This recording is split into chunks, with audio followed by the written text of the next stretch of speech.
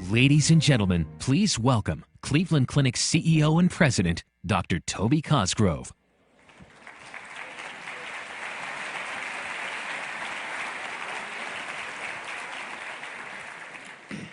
Well, good afternoon and welcome. We're delighted to have you all here.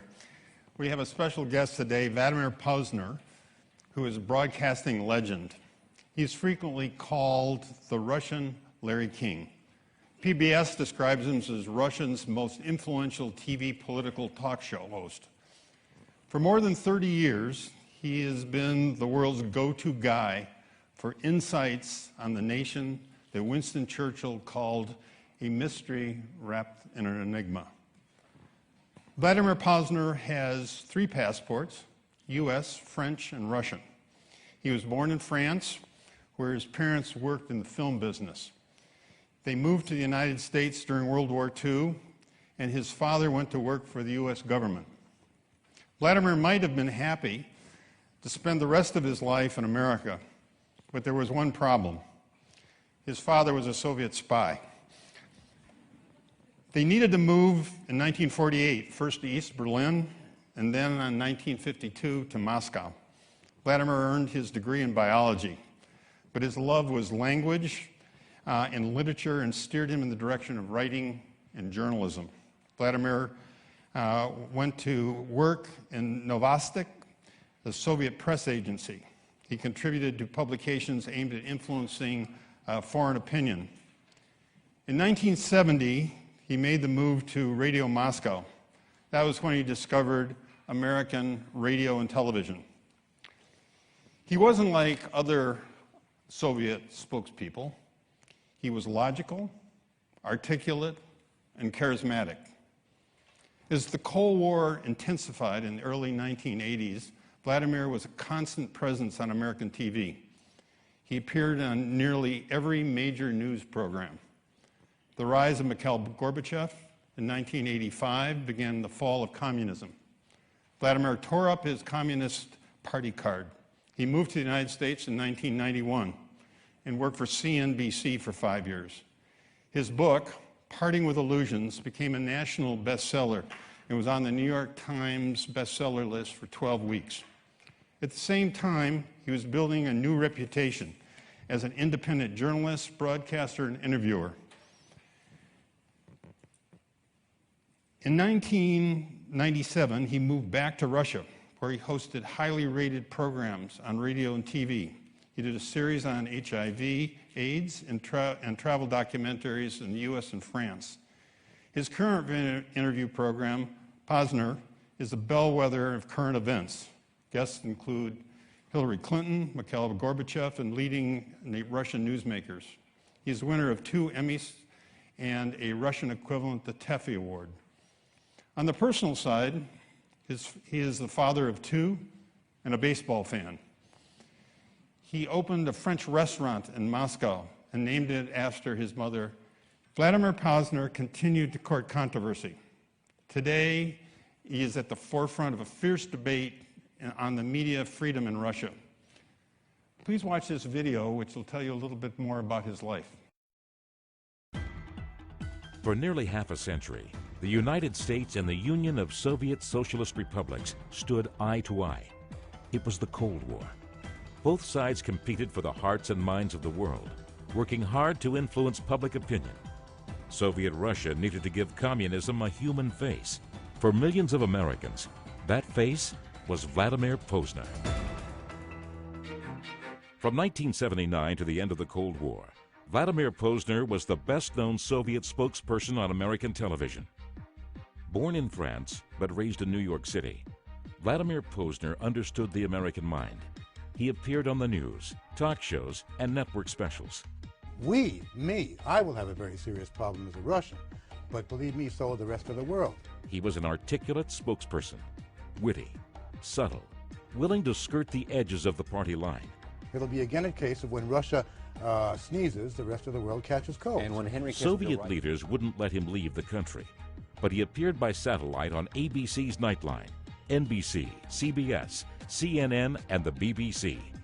In the West, he was a celebrity. In the USSR, he was barely known.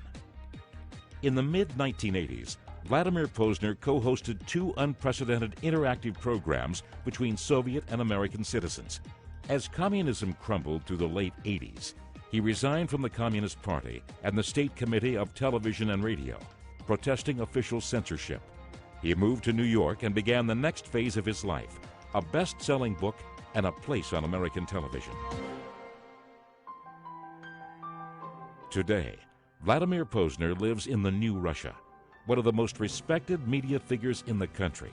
He is dean of the Pozner School of Television Journalism and host of his own interview program on Russia's Channel 1.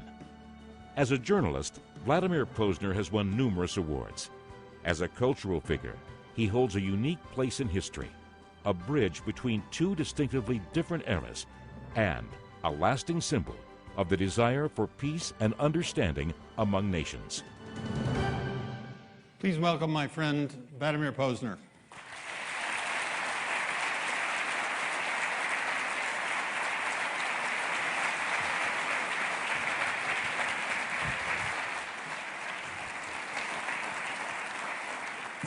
Thank you very much.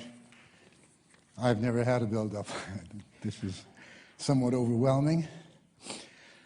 I have an hour, including your Q&A, to try to explain Russia to you, a country that is still not well understood, and as Toby said, quoted Churchill not quite correctly, because he said Russia is a riddle wrapped in a mystery inside an enigma.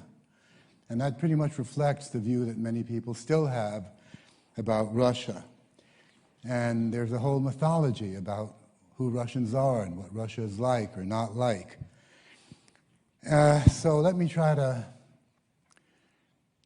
maybe shake some of those myths and give you a general idea of where Russia is coming from and where it's going. I think it's important to understand that once upon a time, many, many centuries ago, Russia was part of Europe, and Russian princesses married French princes and kings, and there was an exchange between the peoples of Russia and what would now be called Western Europe. But that lasted only until the Tartar invasion, which began in the late 12th century, and then for 300 years, Russia was cut off from the rest of the world completely. In fact, if there ever was a real Iron Curtain, that's when it existed.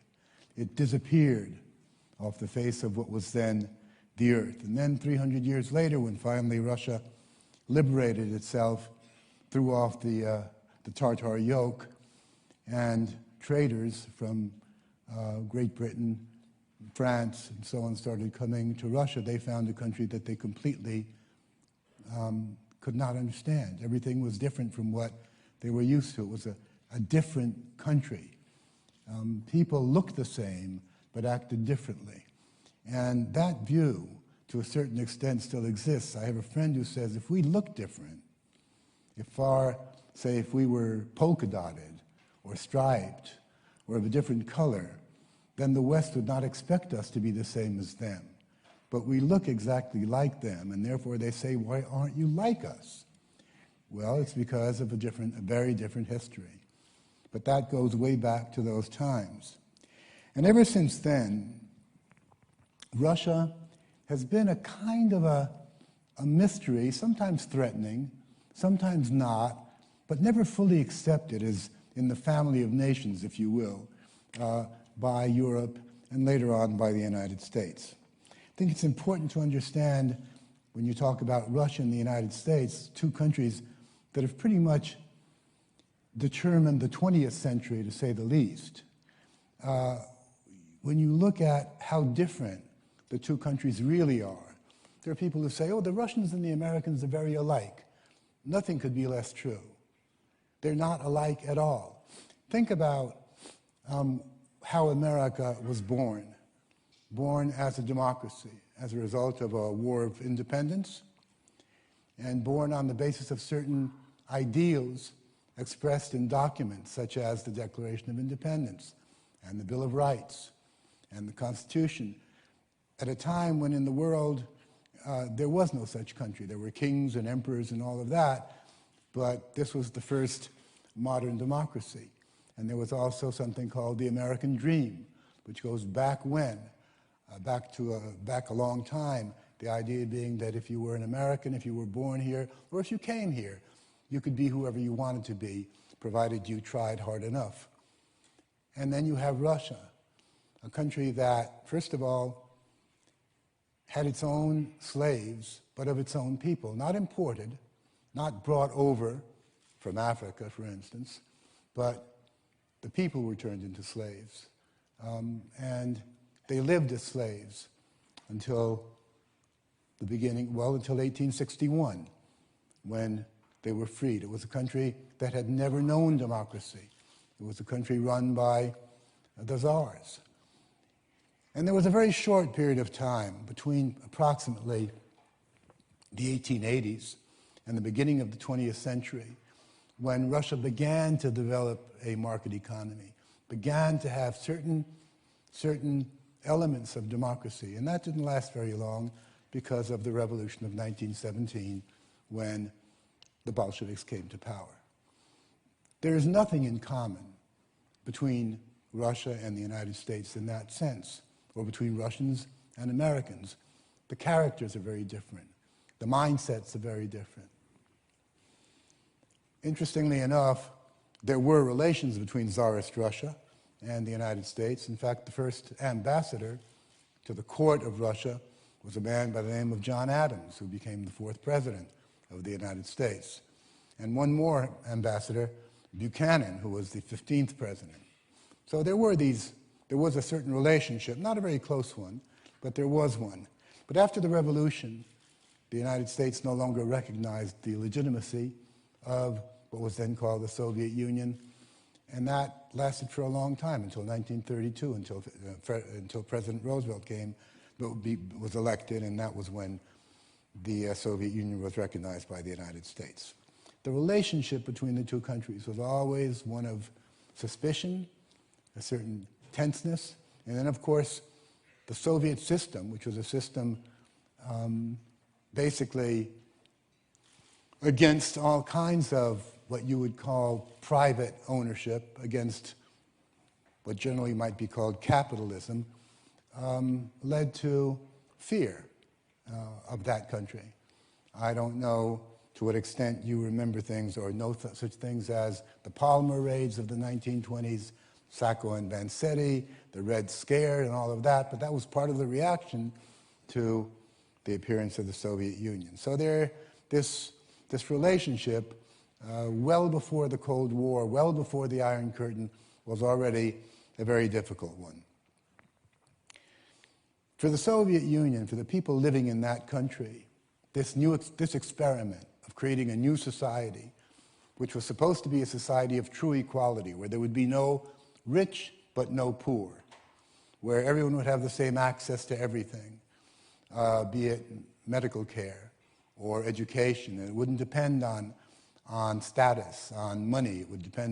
It was open to everyone, and that's the way it would function. This whole idea of a new society was one that caught up people's minds, and many of them sacrificed for what was a great goal, but in a very difficult period. Incidentally, Toby spoke about my father being a Soviet spy.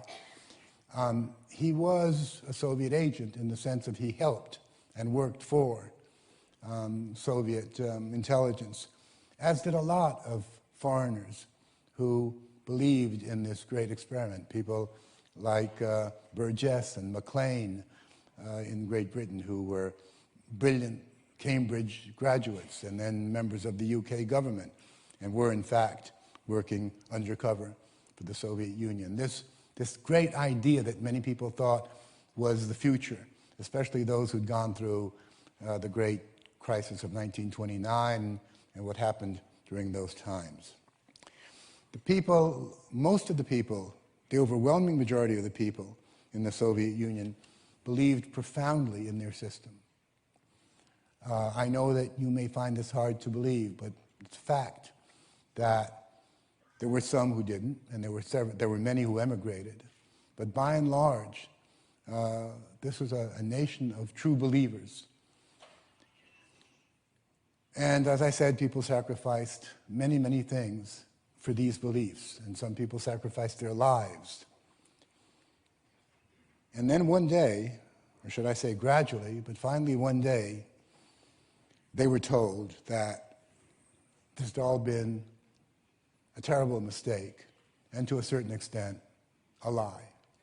That the sacrifices had been in vain, that there was no such thing as socialism existing in Russia, let alone communism, which is a very idealistic, utopian almost idea. And so just imagine a nation of people who had fought for something they profoundly believed in, as I said, sacrificed for those things, only to find out at day's end that it had been for naught. When I try to explain this on a very personal basis, I say, look, imagine that you have a profound belief in God and that you live your life accordingly, that that belief is something that steers you and that holds you up, and that's what you live for. And then one day, it is finally proven scientifically that there is no such thing and that God does not exist. How does a person react to that? What does it do to you? What does it do to your soul, to your belief system? Well, it's pretty much the same kind of thing, because the belief was almost a religious one. And so you had many, many people. You had people who committed suicide, and not a few of them. You had a lot of people who said, well, if I was lied to all my life, then I don't care about anything anymore. I'm only going to think about myself. And they became very cynical people. And if you look at Russia today, you will find that the vast majority of people don't believe in anything. They are afraid to believe because they were hurt once and they don't want to be hurt again. They are much less idealistic than Americans are. Although I know Americans consider themselves to be very hard-nosed and pragmatic, well, I would say that the Russians today are much more so. Because the only thing they have left to believe in now is really themselves, individually, not in a government, not in ideals, but, in me. It's me, and once again me. Creates a very difficult situation. It's hard for a country to move on when they live in that kind of a situation. Some people think that the disappearance or the demise, if you will, of the Soviet Union was a result of the Cold War and the fact that Ronald Reagan upped the ante and that the Russians simply couldn't compete financially. I think that's a mistake. The country was held together by a glue, if you will, an epoxy glue, part of which was belief and the other part was fear. And as the belief started to kind of vanish and the fear to evaporate, the bricks no longer held together and the country just fell apart. That was really what happened. Again, it was the loss of faith in something that people had believed in for nearly 70 years. So that was the past, and what do you have today? Well, you certainly do not have a democratic country. And now this has nothing to do with, well, it has something to do with Putin, with the president-elect, but not all that much. It's a country that never had democracy. And you cannot decree democracy. You cannot say, as of today, we are democratic. It doesn't work that way. Democracy, as you know, is something that is inside you. It's the way you live. It's the way you look at things. It's the way you relate to things. That is what democracy is about. It's about your behavior. It's not about announcing democracy. Most of the Russians have never lived in a democratic environment. I remember interviewing Boris Yeltsin when he was not yet president, but on his way to becoming president, and I asked him, "Are you a Democrat?" And he said, "Of course not." He said, "You know what country I was born in and where I've lived all my life. You know what party I've been a member of all my life. How could I possibly be a Democrat?" maybe by talking with Democrats, meeting Democrats, I may learn something, but I'm not democratic. I don't know what it is. And I think that's pretty much the case for most Russians. I still say that today Russia is still a Soviet country in the sense of the people who are running Russia today, politically and financially, are people who were born in the Soviet Union, went to Soviet schools, were members of what was called the Young Pioneers, which is kind of like the Boy Scouts, but with a Soviet ideology, were members of the Young Komsomols, which is the Young Communist League, were members of the Communist Party. They grew up that way. They were formed by that system. And they can't change. You know, we're not, these are not lizards that can chop off their tails and grow new ones. So there's still very much that atmosphere in the new Russia, as it's called. The new old Russia, the old new Russia, whatever way you want to look at it. And very often, this is not understood in the West. And Russians react to this. They feel that they're not getting a fair deal. They will ask, well, why is it that a country like China, where there is absolutely no democracy, where there is a one-party system, where there are no elections, where there is no freedom of speech, where there is a gulag, why is it that the West, and particularly America, hardly ever criticizes China? And why is it that America criticizes us all the time? Why do we have such a negative image of us in America while China has a positive image? We have far more democracy than the Chinese have. There's no comparison at all. So what is it about us that makes Americans negative about our country and about us? And it's not an easy question to answer, because there really is no explanation except one, that Americans are as much victims of the Cold War and of the kind of, shall we say, media that that you are affected by, because there's no reason for that kind of double standard, and yet it's very much there. I think that there's a lack of patience. People expect Russia to change overnight, and that doesn't happen. It's going to take a couple of generations for the country to become a different kind of country. It's going to take time for those who were never born and never knew the Soviet system, for them to come to power, for them to be elected, for them to become the driving force before that country really changes. It's going to be a while. The country changed only 20 years ago, and mind you, it was a sea change. This is a change of system. This could have been a civil war. It could have been huge bloodshed, and yet it happened peacefully, by and large. And again, these are things that I think are not really looked at seriously. Today, you see a growing civil society in Russia. Naturally, you've read about the manifestations, the protests that were held in December and January and February in Russia. This is new. This never happened before. Russians didn't go out into the street to voice their discontent with what was going on. This is a democratic manifestation. That's what happens in a democracy. And that never happened before. The way it was portrayed here by many was that this was the Arab Spring in Russia. And yet there's nothing in common between the Arab countries and Russia, and between the situation. It's a completely different kind of situation.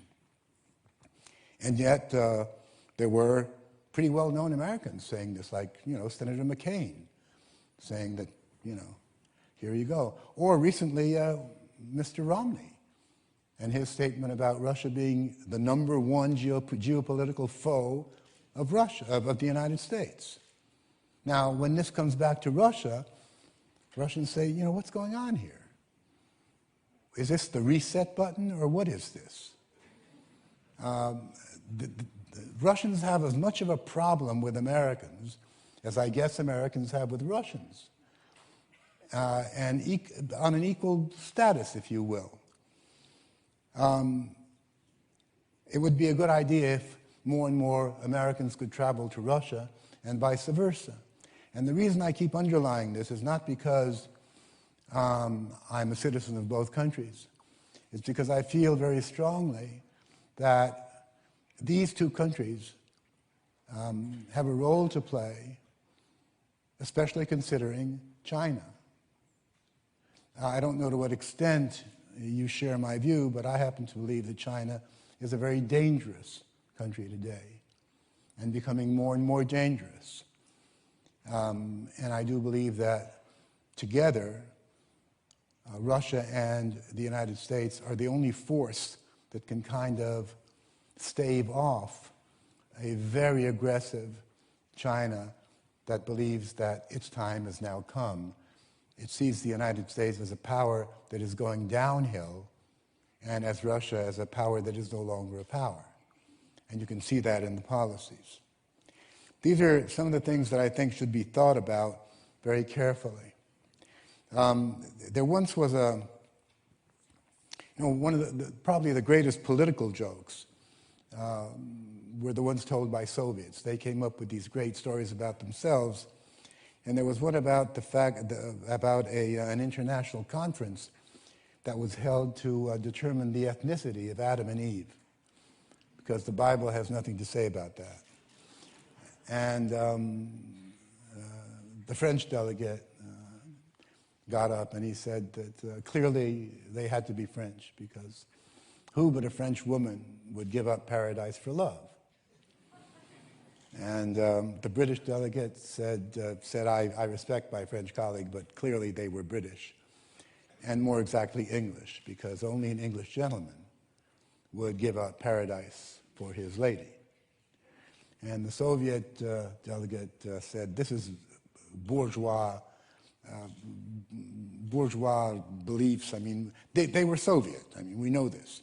And we have the proof. In fact, we have triple proof. First of all, they had only one apple for the two of them. Secondly, they had no clothing to speak of. And third, and most important, they believed they were living in paradise. And but as the Russians say, there's always a bit of truth in every joke. And the fact of the matter is that for a long time, these people did believe that they were living in paradise. They did believe that they had the best of all things, that they had the best system. And it's this belief that they lost, but it's still sitting there to a certain extent. There's still a certain degree of nostalgia for something that once upon a time promised so much, although it turned out to be a nightmare. But the promise originally was there.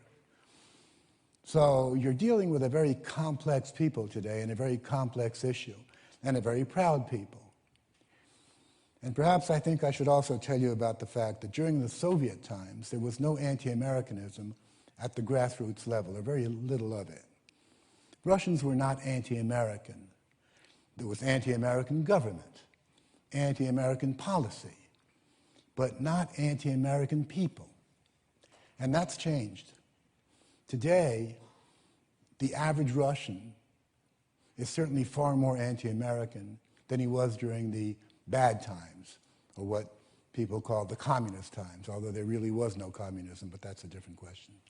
And the reason is that back then, as people see it today, the Soviet Union was a real power. And the rest of the world had to count with the desires and with the fact that the Soviet Union existed. Once it disappeared, once it broke down,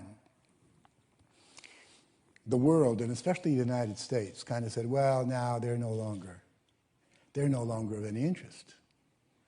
They don't play any more roles, so we can ignore them, which is precisely what happened when the whole idea of bombing Yugoslavia, and Russia said no, and the United States said, forget them. There's been a sense of no longer being respected, of lost dignity. of here's the 800-pound gorilla throwing its weight around and not paying any attention to us. That has led to a much greater degree of anti-Americanism than ever existed before.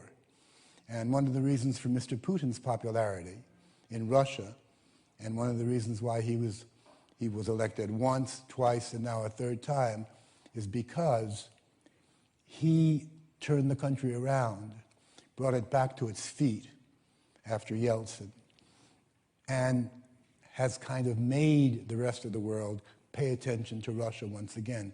In other words, he's given back this sense of dignity and of pride that is very much part of the Russian psyche. So, again, these are all things that should be considered if, of course, there's any interest at all in the country. I've always tried to, it took me a long time to understand or to think or to believe that I understand Russia, at least as far as I can. But what I find lacking, and I find that dangerous, is no real curiosity and a willingness to judge immediately, to judge almost a knee-jerk reaction in everything Russian. The minute there's something written about Russia, as a rule, it's negative and it's a knee-jerk reaction to something happening in Russia. So anyway, I just, I thought that I would dwell on that a little bit, and I hope that you're going to have questions for me, because I always feel it's more important to answer your concrete curiosity than for me to be here like in an opera doing, singing aria. Don't want to do that. So I'm hoping you'll have questions. But one last thing that I think is important to say is that Russia is changing today very rapidly. The people who voted this time around for Putin, and I have a breakdown of those figures because they were looked at carefully. These are people who are over 55 years of age. These are people with a high school education at most. These are people of low income. And these are people living in small towns. And women, believe it or not. Putin turns out to be very much popular with Russian women. Very macho. There were pictures of him, maybe you've seen them on horseback, naked torso, a lot of muscle there.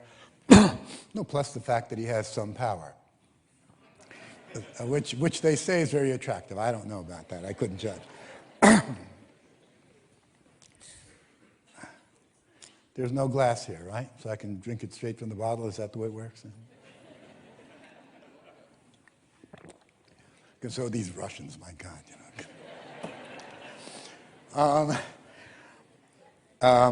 this is a group that is going to grow smaller. The people who voted against Putin or for other people are younger, under 35, making a good living, upwardly mobile, with a university education. This is a growing group. The dynamic, therefore, is that 6 years from now, when the next presidential elections are held, Putin is no longer going to have this advantage. So there are changes happening, changes that are evident to those living in the country, and I guess to students of Russia, but not evident to everybody. There's a possibility that Putin might even step down before that, but that's somewhere in the realm of predictions that I don't like to make. It's a country of 142 million people, 51 million of which are actively on internet communication with each other. That's number one in Europe, slightly less than the United States. But it's an enormous number. Again, it's people talking to each other. It's people exchanging views and ideas in a country where there are limitations on the media. It's a cynical kind of situation. The government view is this: the smaller your audience, the greater freedom you have. So if it's a newspaper that has an audience of 200,000, they can write whatever they want. Nobody cares. But if it's but if it's what they call network television or federal channels, they call them in Russia, that have an audience of, say, 30, 40, 50, 60 million people, there are limitations imposed. And it's because of these limitations, it's a strange thing, that people now have turned to the internet. So it would seem to be a negative that then has a positive to it, because now people are talking to each other a lot more, and this new, how should I put it, this new vista of exchange opinion is playing a very big role today in Russia. And I must say that the Russian government is not trying to limit the internet as they've done in China, as you know. So, am I optimistic? Cautiously. And on the long-term optimistic. It's not going to happen tomorrow. It's going to continue to take time before Russia changes to the extent where people will not say, well, they're different than we are. They'll say they're different just like the French are different or the Germans are different, but it's a different kind of different, where they will be accepted pretty much as everyone else. Give it a couple of generations. I realize that that's maybe somewhat of a tough call, but there's no other way to go. A country cannot change faster than it can. You know, don't shoot the pianist, he's doing the best he can. That's pretty much my advice. What's more, you can shoot back, and you don't want that to happen. So basically, that's it. I hope this has been instructive, at least to a certain point, and I'd be happy to answer your questions if you have them. Thank you.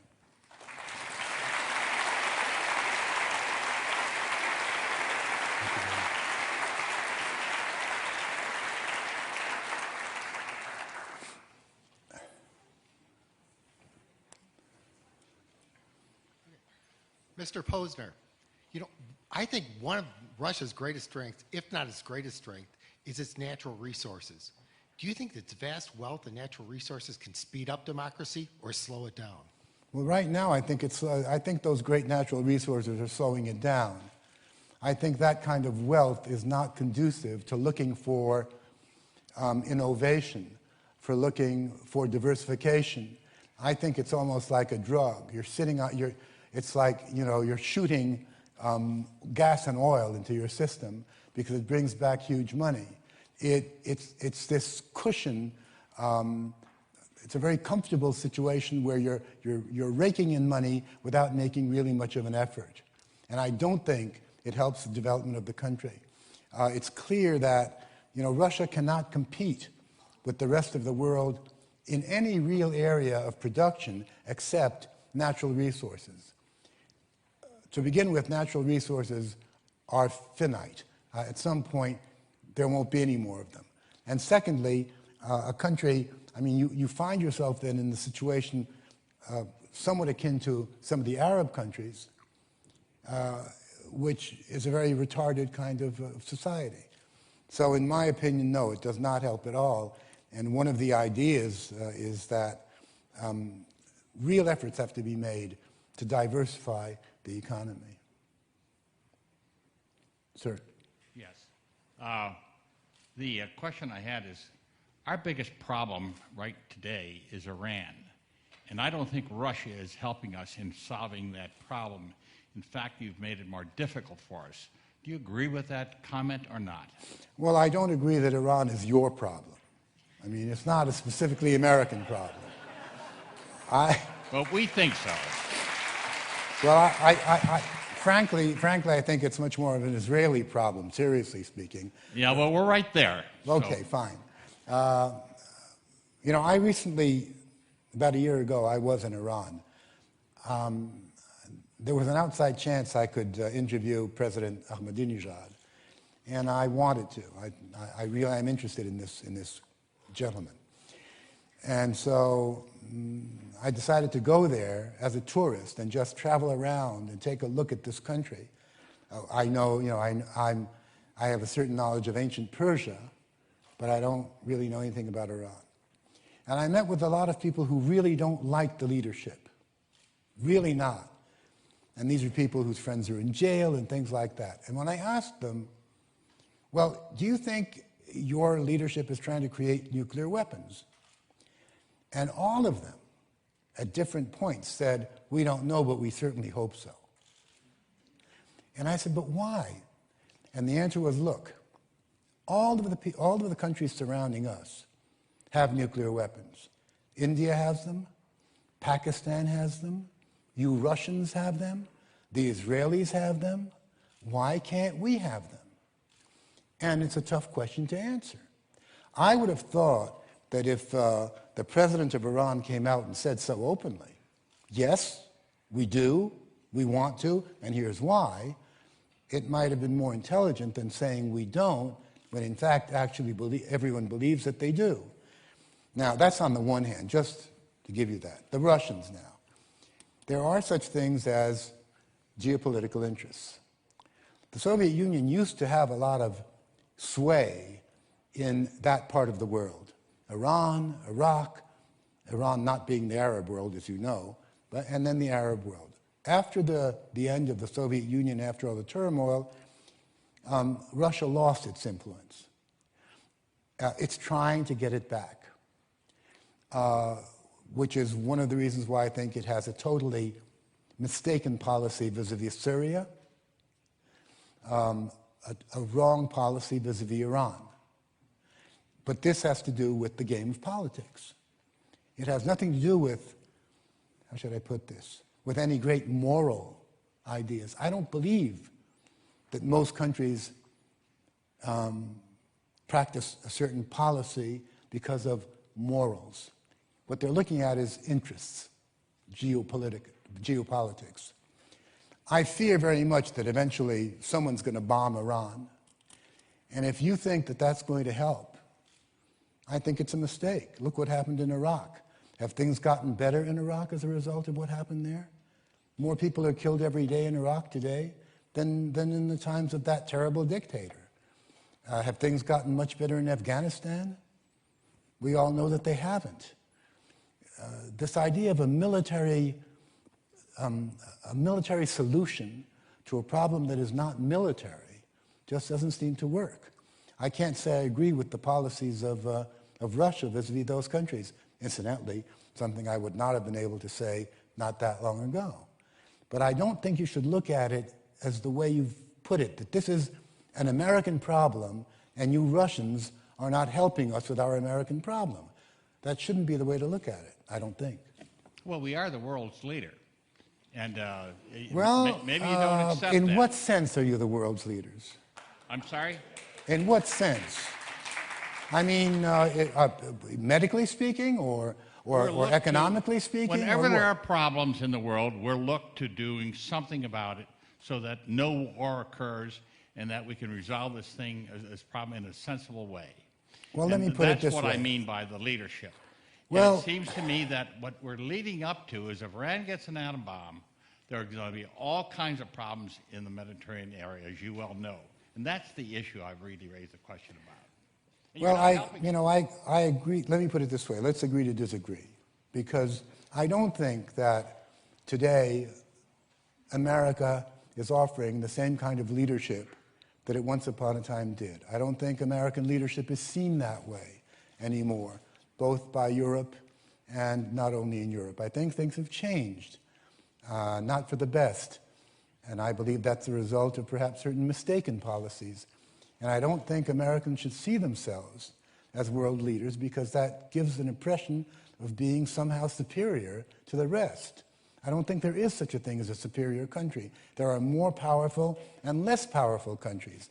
China is becoming one of the most and may become the most powerful country. But with the system that it has, I would not accept it as being a leader. It's very strong, but that doesn't mean that it's a leader.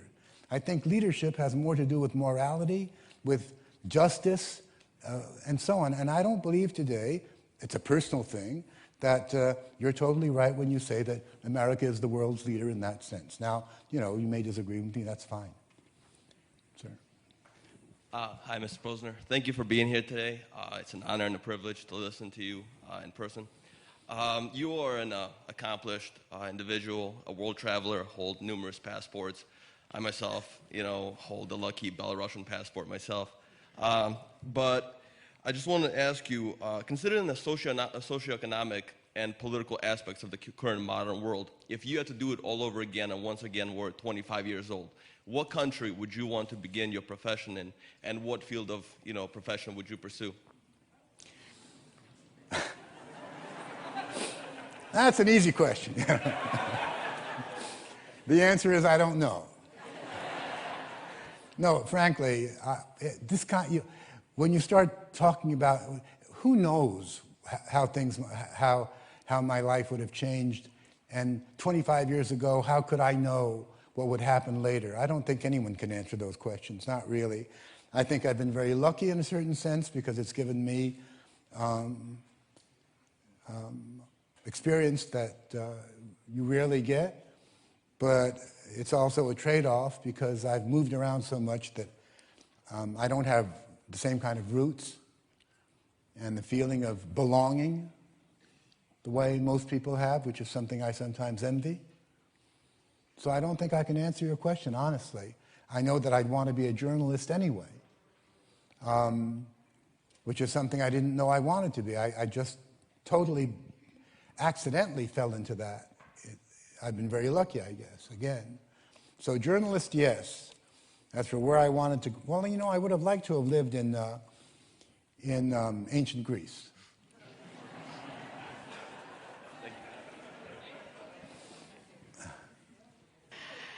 I am one of Russian women who hate Putin. I just want to clear. He is a devil, and he allows bureaucrats to steal a lot of money in exchange to loyalty to him. Okay. This is my opinion, and many, many other friends and people. But my question is, I love your program. I always watch. You are the best journalist in Russia, and you said that you have a list of people you're not allowed to invite to take interview. The question is, do you still have this list, and can you show up who are those people in America? Okay, all right. Thank you. I got the question. I don't like Putin either, but that has nothing to do with it. Let me explain this, because this is clearly a person who knows certain things that you don't know because follows the Russian press or whatever. When I started doing the show that I'm doing now, which is called Pozner, it's a one-on-one interview. Incidentally, I am not the Russian Larry King.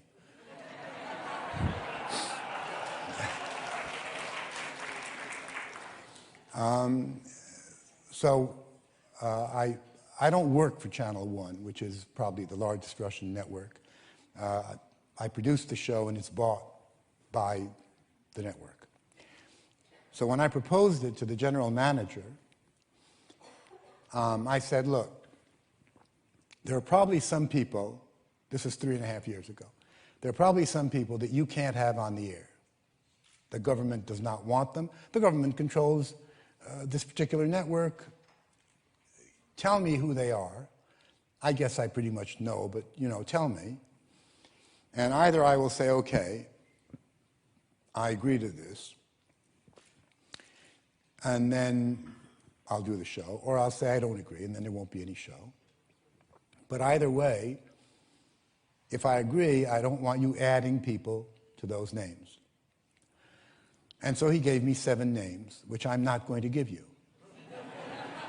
because it was a private, personal conversation, and this is not for public knowledge. And I said, okay.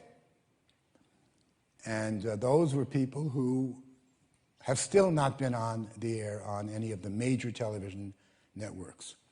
They've been on taped, but they've not been on live. And there's a big difference between taped and live, because when it's live, you can't control it, and when it's taped, you can cut. So yes, there are limitations, but let me tell you a story. Several years ago, when I came to the United States, I was invited by Phil Donahue back in 1991 to start doing a show, which was called Pozner and Donahue for CNBC. And when I asked Phil, who's now become a very close friend, I said, Phil, why is it Pozner and Donahue? I mean, you're the guy who's known in the United States. Shouldn't it be Donahue and Pozner? And he said, well, Vladimir, if it bombs, it should better be Pozner and Donahue. Which is very, very nice. But let me finish this story. At a certain point, the president of CNBC, we got a new president by the name of Roger Ailes, who you may have heard of. And when time came to renew our contract, Roger called us in and he said, You guys are liberal. You're too liberal. You don't have enough conservative guests on your show. We'll have a contract provided there's a clause that says you must tell us what you're going to talk about and who you invite. And we can say yes or no. United States of America, CNBC. I said, Mr. Ailes, that's censorship. And he said, and this is a direct quote, I don't give a rat's ass what you call it. That's the way it's going to be. I said, no, it's not. I'm not going to do it. And the show was canceled. So when you talk to me about these things, about, all right, there are people I can't invite on the air, true. And I lost my job in the United States because I wouldn't agree to have someone else tell me who to invite on the air. This is not just a Russian problem, believe me. Yes, sir.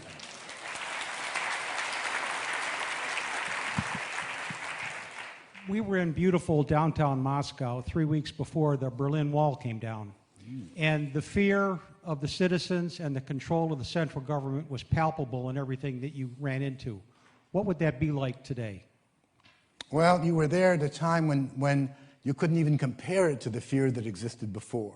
When you got there shortly before the Berlin Wall came down, which was November of 1989, there had already been nearly 4 years of perestroika and glasnost under Gorbachev. People were much freer than they were before. There was far less fear, and yet you, as an American, felt fear, which just goes to show how little you actually knew about what it was really like when, if you talked to a foreigner, you could be taken off the street. People were really afraid even to walk up to a foreigner, let alone talk to him. Today, it's, how can I put this? It's like walking in the streets of New York. Moscow is very much like New York, just as pushy, aggressive, busy, and all of that. And you can, it's the New Yorker when, I love this story of a guy from Indiana, I think, who comes to Manhattan, and he stops in New York, he says, excuse me, do you know where the Empire State Building is? The guy says, yeah, I know, and he keeps on going. That's pretty much what you'll get in Moscow nowadays. Yes, sir. I think we can all agree that America is going through a almost unprecedented period of self-questioning economically, politically, and of course about healthcare. To what degree are Russians, not only the leaders, but the people of Russia, aware of these problems in America? What kind of coverage is this getting in Russia? Zero. Zero. This is not something that Russians are interested in. They're not, look, it's just how interested are Americans in Russian health care? I mean, generally speaking. They're not interested at all. Americans are interested in what's happening in their country first and foremost, and then in countries that they find threatening, such as Iran. Otherwise, they're not interested, by and large. Same thing in Russia. Russians are interested in what's happening in their country first and foremost, and then to a much lesser degree to what's happening in other countries. And then if you see the coverage, of course, is, I would say, one-sided. They all know about what happened the other day when 7 kids were shot, and that kind of thing is reported because it's part of the picture of America that Russians get. That, for instance, because of the guns that are available here, people are killed and all of that. The negative stuff is what gets out. But the fact that the whole healthcare issue is a very complex one, and most Russians don't know about it and couldn't care less. Who cares about whether Americans have access or don't have access? It can only be used politically to say, see, they don't have it and we do, that kind of thing. It doesn't get a whole lot of coverage, really not. We are pretty ignorant of each other. We have ideas.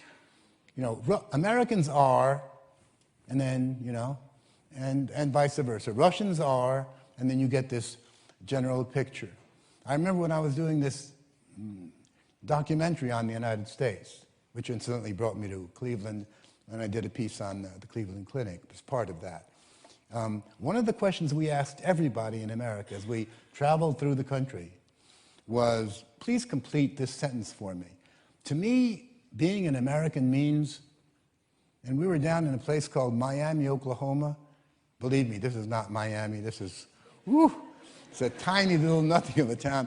We were tanking up at a gas station, and this truck drives up with about 6 young men who are roofers. They make roofs. And so, they saw us with the cameras and that. So I said to one of them, all right, answer this question for me. To me, being an American means, guy's about 20 years old, he says, well, it means it's better than being a Mexican.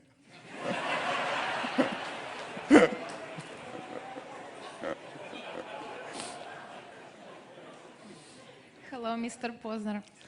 In Russia, you American guy. In America, you're Russian. Who are you, and what is your first language? Well, my first language is French.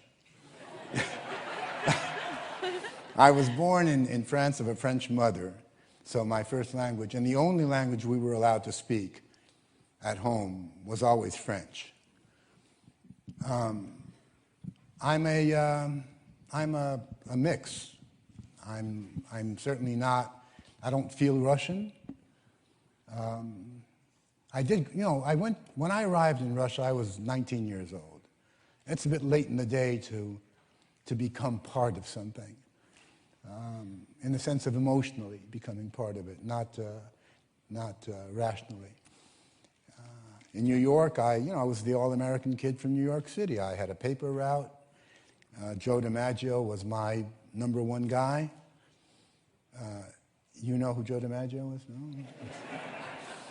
When my book came out, Parting with Illusions, I was on a book tour, and eventually got to San Francisco. This is 1990. And I got a phone call. And a woman says, Mr. Pozner, we'd like to invite you over for dinner. And I said, I'm sorry, I'm completely booked. I just can't. Oh, but Mr. Pozner, Joe DiMaggio is going to be there. Well, I thought, the President of the United States invites me, forget it. Joe DiMaggio. So I go over there, and these very snobbish, effete people, and there's no Joe DiMaggio. So I figure, that's it, I've been had. How do I get out of here? So as I'm figuring a retreat, the door opens, and in walks the Yankee Clipper. Silvery gray hair, graceful, and he walks up to me, and he sticks out his hand, and he says, Joe DiMaggio.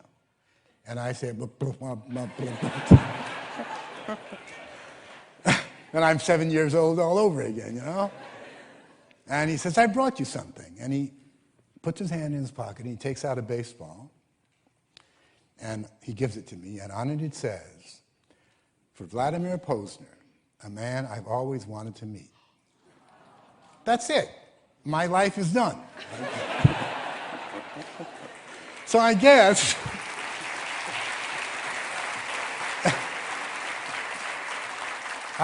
that should answer your question up to a point. Hi, I was just wondering what you think the future of the youth influence with the protests and everything, and books like Masha Gessen's The Man Without a Face exposing picture apps like you were talking about, the manliness, going beyond the horse and coming up with ancient artifacts perfectly polished and things like that. Yeah, very good question. Well, to do that kind of thing, in my opinion at least, there were pictures of Mr. Putin who supposedly he dived somewhere and he brought up ancient Greek artifacts and stuff. It was just amazing. And to do this and to have it published, it really means that you have no respect for the people out there. I mean, you can, one of my all-time favorites, right? You can fool some of the people most of the time, and most of the people some of the time, but you can't fool all of the people. Well, this is, I can fool all of the people all of the time. That's what he's saying. And up to a certain point, it works. Up to a certain point. I think that that's basically pretty much over with. I think that these demonstrations have shown that people are tired with the lies and with the dishonesty and with not being respected. The people who are protesting, by the way, usually these kind of protests are about not having enough money, we need jobs, we need homes. It's about living conditions. But these protests have not been about living conditions, because the people who have been protesting are those who live well. It's about people who finally have been able to stand up straight instead of thinking every minute about where do I get my daily bread, and look around and say, I don't like this. It's people who've traveled a lot, who've been to Europe, who've been to the United States, who've seen other kinds of societies, and who say, no, I don't want, it's for the first time, if you will, people saying, this is my country and I want to change it. That's why I feel more optimistic. There are people who, how should I put this? Russians, who criticize Russia in a way that would make you think that it's hopeless. Well, first of all, nothing is hopeless. And that's not the way I look at things. I can see a certain development that I think is very positive. And certainly Putin, being a man who definitely wants to go down in history as a positive figure. He wants future generations, future Russians in schools reading textbooks that say, Vladimir Putin, excuse me. That was a Freudian slip of the tongue, wasn't it? Was a great da-da-da-da-da-da, and so on. I think he's very serious about that. And being a pragmatist and not an ideologue at all, I believe we'll see changes in the way he acts as president. But time will show. I really don't like to predict. I used to have a crystal ball when I was a young man, and I could predict everything, but I've lost it, so I'm sorry. Are there any more questions? There seems to be the conference up there, no? There's a conference. Thank you. Okay, thank you.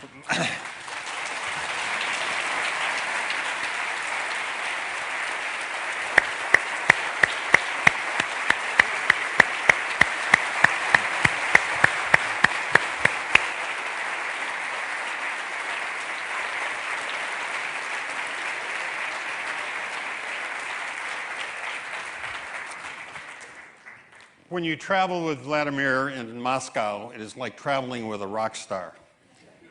And I even had the experience of taking to a basketball game here in Cleveland and found out that at halftime I couldn't talk with him because he was having a television interview in Russian. So I think you now, having met him and listened to him, you understand what a unique individual is and why he is a rock star on multiple continents. Vladimir, I can't thank you enough and tell you how much we all appreciate the time that you spent with us and the insights you've given us. Thank you very much, and thank you for being here today.